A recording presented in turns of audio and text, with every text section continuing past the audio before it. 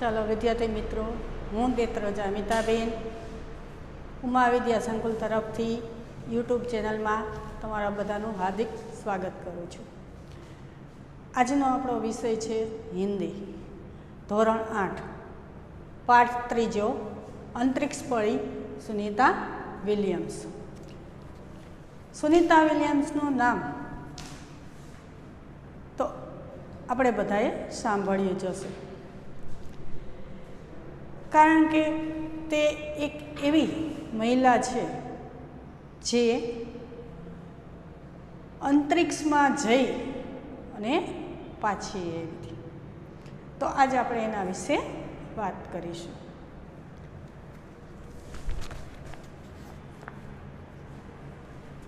सुनीता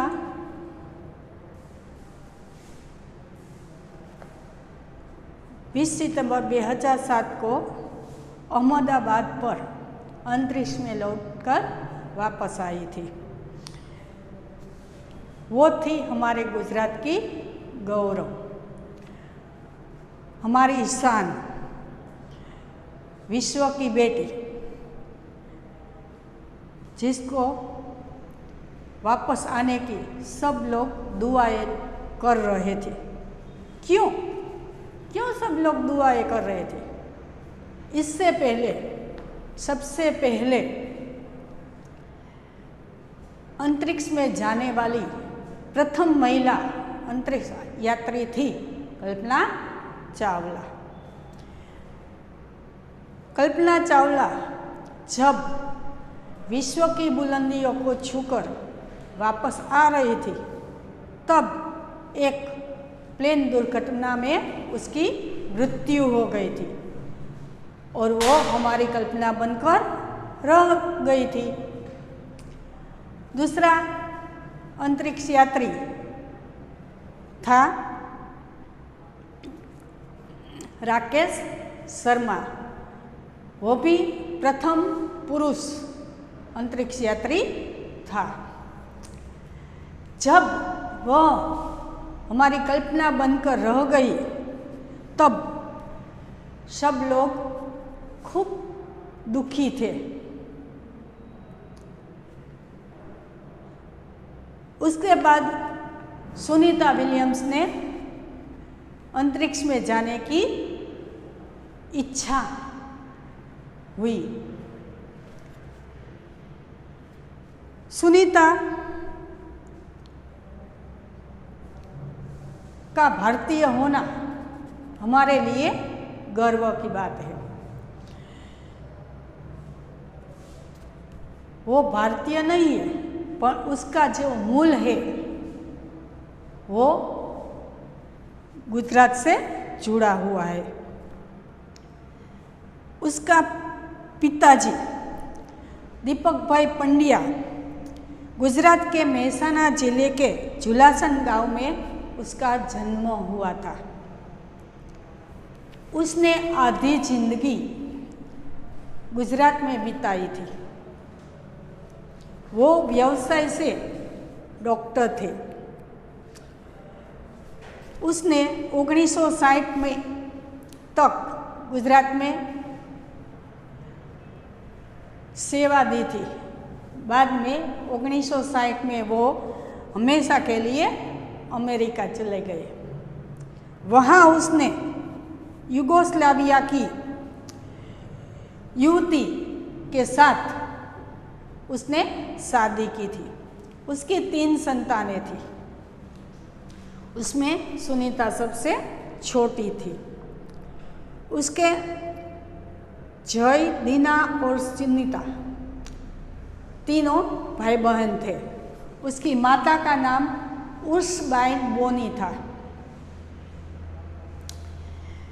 इस तरह सुनीता विदेश में जन्मी होने के बाद भी उसका मूल गुजरात से जुड़ा हुआ था.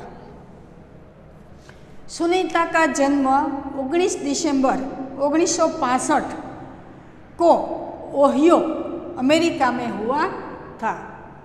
ये हमको बात याद रखनी होगी, कब कहाँ हुआ था. तो 19 दिसंबर 1965 को अमेरिका के ओहियो नगर में हुआ था। मुक्त वातावरण में पली बली थी। विदेश में, अमेरिका में तो सब लोग अपने बच्चों को छूट से परवरिश देते हैं। जो पढ़ना होता है वो पढ़ते हैं, जो खेलना है, जो आगे बढ़ना है, किसी की रोक टोक नहीं होती। सुनीता को बचपन में ही साइकिल, स्विमिंग, घुड़दौड़, बाइकिंग, स्नोबॉकिंग, धनुर्विद्या ये सभी का बहुत शौक था। वो इस सब में भाग लेती थी। जब वे 6 साल की थी तब उसने अमेरिकी यात्री नील आर्मस्ट्रॉन्ग नाम के व्यक्ति को अवकाश में से धरती पर उतरते देखा था। उसी समय उसने अपना एक स्वप्न बना लिया था कि मुझे भी ऐसा कुछ करके दिखाना है, मुझे भी अवकाश में जाना है, अंतरिक्ष यात्री बनना है। जो उसने बचपन में स्वप्न देखा था वो उसने बड़े होकर पूर्ण किया। उसमें और कल्पना चावला में दोनों में एक बात दोनों में एक सरखी थी। कौन सी? तो कि दोनों को भारतीय संगीत से लगाव था।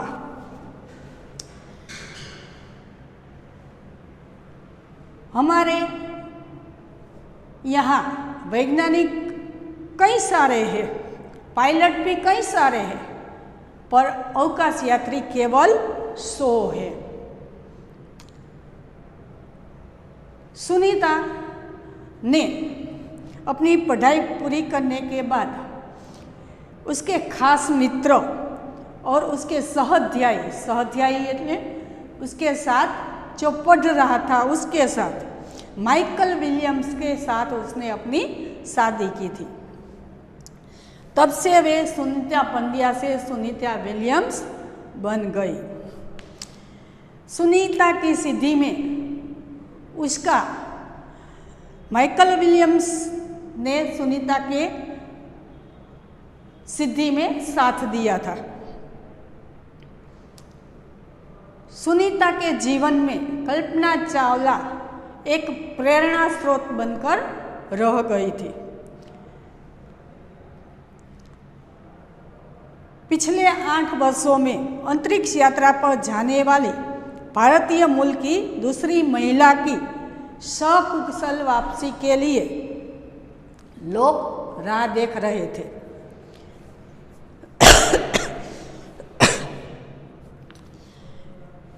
अपनी वापसी में समय उन्होंने कहा था कि नासा के अभियान में कल्पना के साथ काम करना बेहद सुखद अनुभव था। दोनों की रुचि काफी अलग थी। क्यों? कल्पना चावला गुजरात में पली बड़ी थी और सुनीता विलियम्स का अमेरिका में परवरिश हुई थी। तो रहनी करनी में और बातचीत में दोनों कई तरह से अलग थी। लेकिन भारतीय होना हमें एक सूत्र में पिरोता था। भारतीय होना दोनों को एक साथ बांध के रखा था। दोनों में भारतीय संगीत को के प्रति दोनों को लगाव था।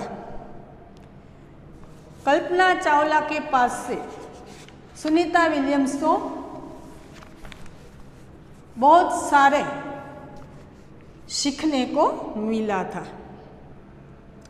जून 1998 में सुनीता को नासा के लिए चयनीय किया गया। चयनीय એટલે पसंद किया था।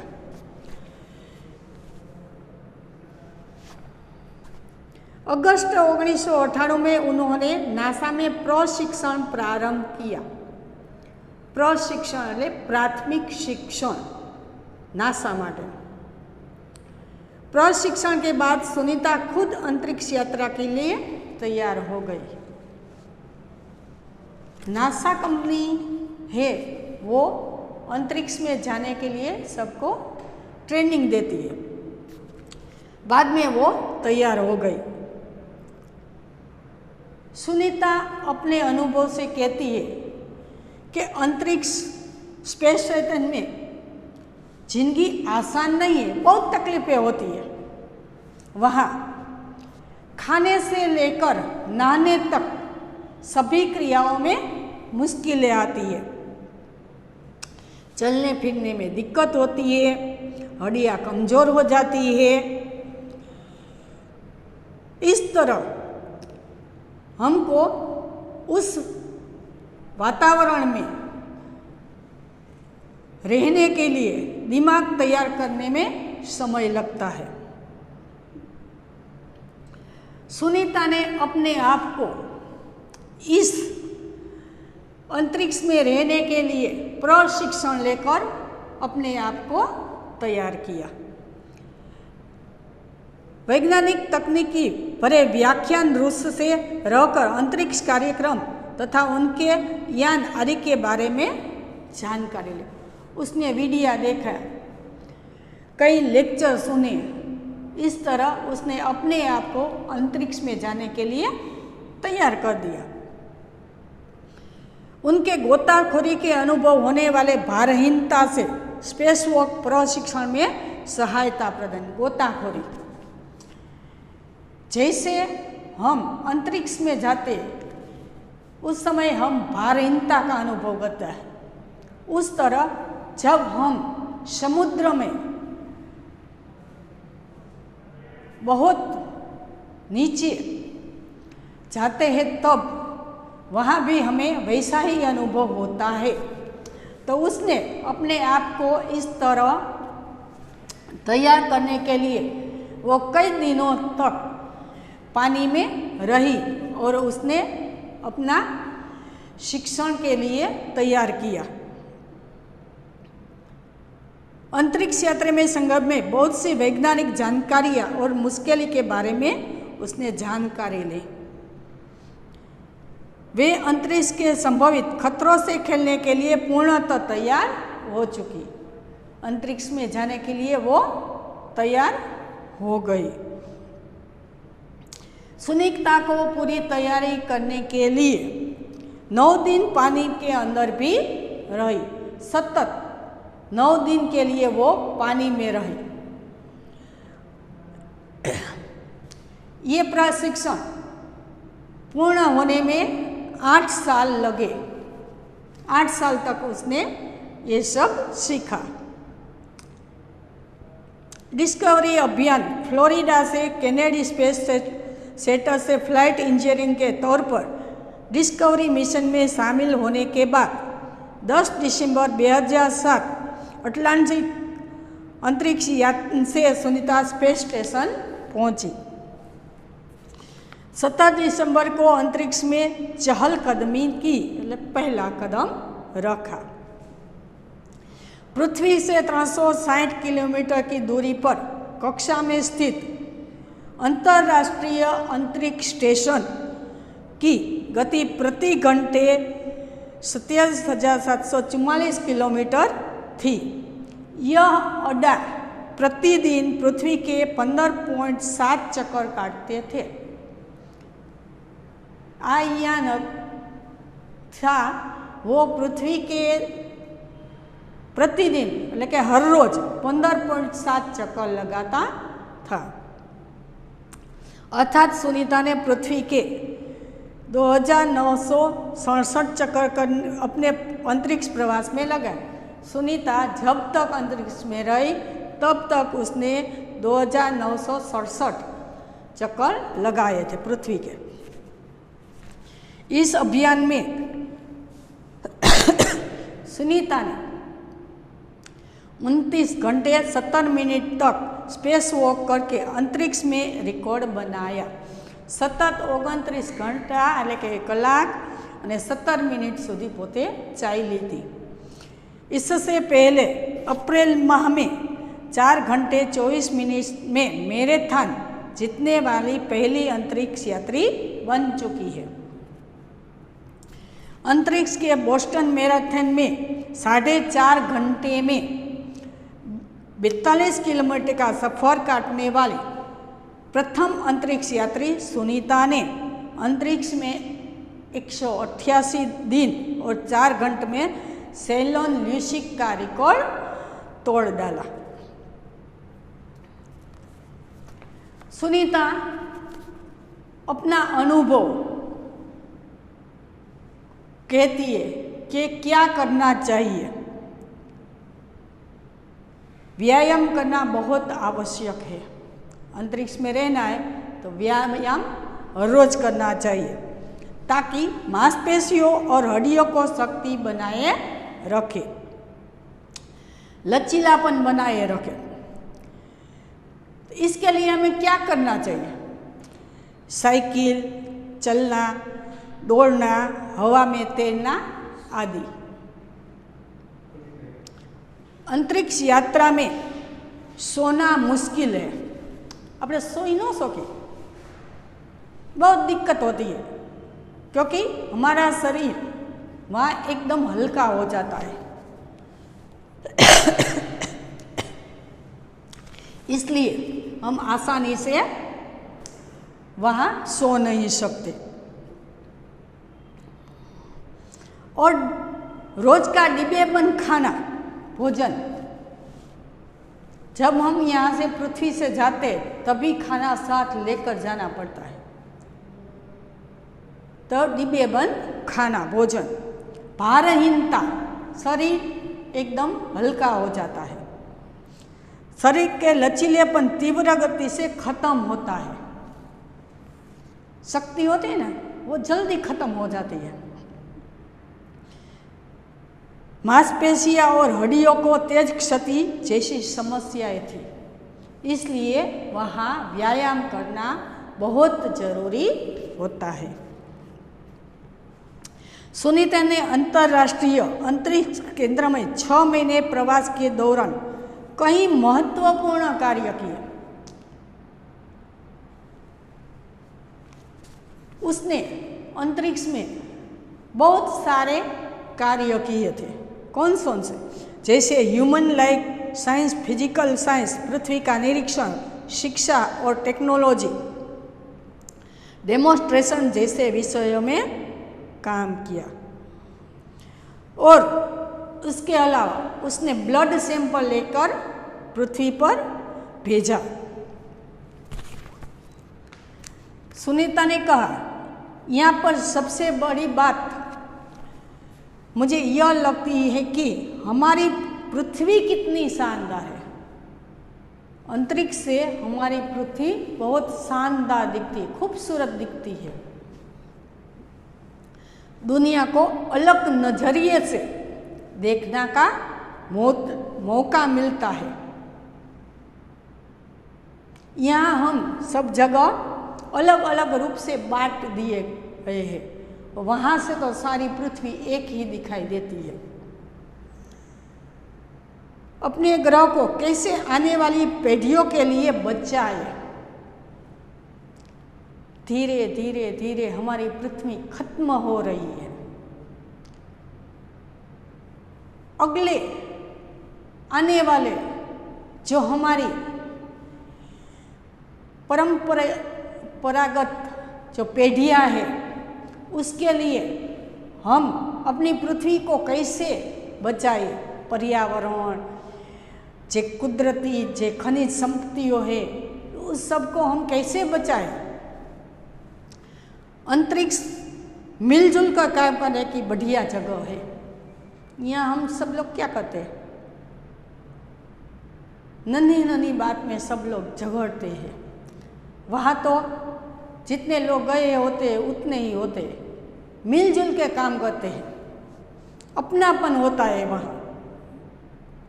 और यहाँ आकर ऐसा लगता है कि हम पृथ्वी पर क्यों विवादों में उलझे रहते हैं। तब पता चलता है कि हम पृथ्वी पर क्यों ऐसे झगड़ते हैं क्यों आपस में मिलजुल कर नहीं रहते, तब मालूम होता है। हम सबको मालूम होता है कि जब तक हमारे पास सब कुछ होता है तब तक हमको उसकी कीमत मालूम नहीं होती। जब वो हमारे हाथ से निकल जाता है तब हम उसकी कदर करते हैं। नई दिल्ली के अमेरिकी सेंटर में अंतरिक्ष यान जब भारत से गुजरा तब वीडियो कॉन्फ्रेंसिंग के दौरान सवालों के जवाब देती सुनीता ने कहा कि यहाँ से विश्व सीमाओं में बटा नजर नहीं आता। क्या बोलती है? ऊपर से जो पृथ्वी है ये बटी हुई नजर नहीं आती, एक ही मालूम होती, कहीं सीमा नहीं है, एक ही है। यहाँ से सिर्फ दिखाई देता है हमारा सुंदर ग्रह। कौन सा? पृथ्वी ग्रह। यहाँ से इतना ही दिखाई देता है कि पृथ्वी एक सुंदर ग्रह है। सुंदर ग्रामीण इलाके, ग्रामीण इलाके में क्या दिखता है? छोटे छोटे मकान और हरियाली, खेत दिखाई देता है, उसकी फसलें दिखाई देती है, सुंदर पहाड़ और आसमानी रंग के सुंदर महासागर।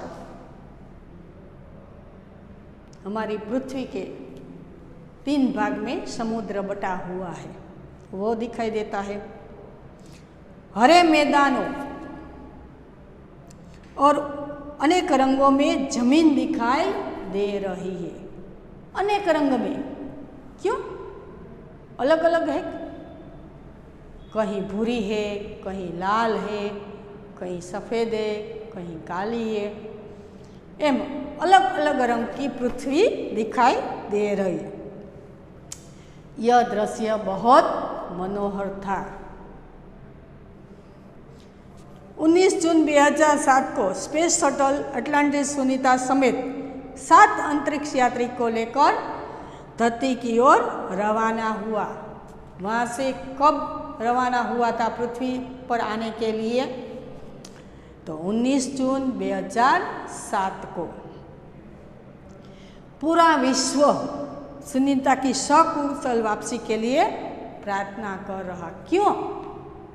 क्योंकि कल्पना हमारी कल्पना बनकर रह गई थी। वो जब वापस आ रही थी तब एक प्लेन दुर्घटना में उसकी मृत्यु हो गई थी।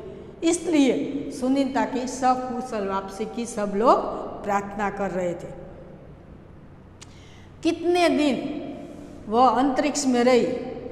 194 दिन 18 घंटे और 58 मिनट अंतरिक्ष में बिताकर रिकॉर्ड बनाकर सुनीता की वापसी 22 जून 2007 को हुई। 194 દિવસ 18 કલાક અને 58 મિનિટ સુધી પોતે અંતરિક્ષમાં રહી હતી।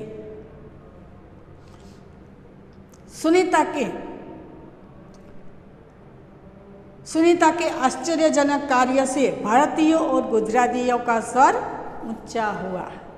गर्व से कहा, ये हमारी बेटी है। हम कह सकते हैं कि यदि नारी को सर्वस्थान पर बिठाने हैं तो सुनीता की तरह साहसी और महत्वाकांक्षी बनाना होगा। हमें लड़कियों को आगे लाना होता है तो हमें उससे सुनीता की तरह सब जगह उसके आगे बढ़ने की प्रेरणा देनी होती है। अभी नारी सब जगह तैनात है। कोई भी ऐसा स्थान नहीं है जिसमें महिलाओं ने कार्य नहीं किया। प्रधानमंत्री जैसे ऊंचे पद पर, पायलट में, आर्मी में, क्रिकेट में, सब जगह नारियों ने अपना स्थान प्राप्त किया है। पुरुषों के साथ साथ महिला भी आज आगे बढ़ गई है। इस तरह हमें इस पाठ से प्रेरणा मिलती है कि महिलाएं किसी से कम नहीं है। हमें भी ऐसा कुछ करना चाहिए कि आवनारी पीढ़ी हमको याद रखे।